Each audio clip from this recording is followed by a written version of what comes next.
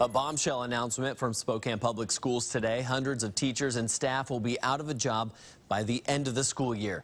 Thanks for staying with KXLY. This is Nightside. I'm Aaron Luna. The district says it's facing a $31 million budget gap. The superintendent says they are feeling the effects of the McCleary decision, which now limits how much districts can collect through local levies. It's a developing story. Kyle Simchuk has been following all night. Kyle, the teachers union is pointing fingers at the state legislature as well.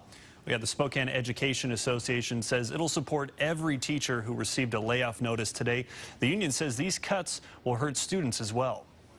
Officials at Spokane Public Schools say they've explored all options, but with a $31 million budget gap, some tough decisions have to be made. Today we began notifying 325 staff members district-wide impacted by a full or partial layoff that will go into layoff status at the end of the school year.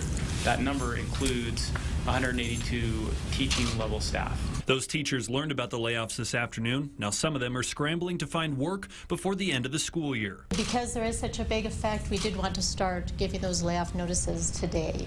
Spokane Public Schools Superintendent Shelley Redinger says 41% of the cuts were made away from the classroom. So we started with central office, trying to make reductions there first.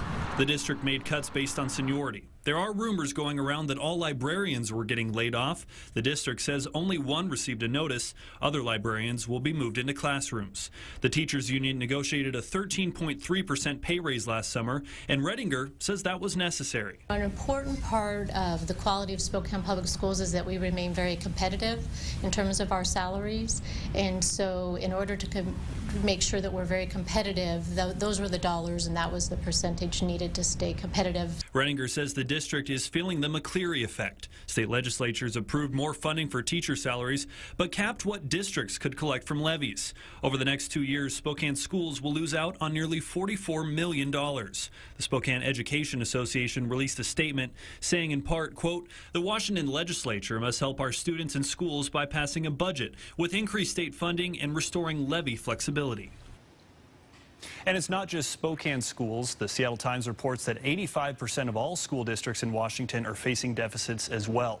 Tonight, I-Fiber 1 News reports the Moses Lake School District began negotiations with the teachers union for a reduction in staff.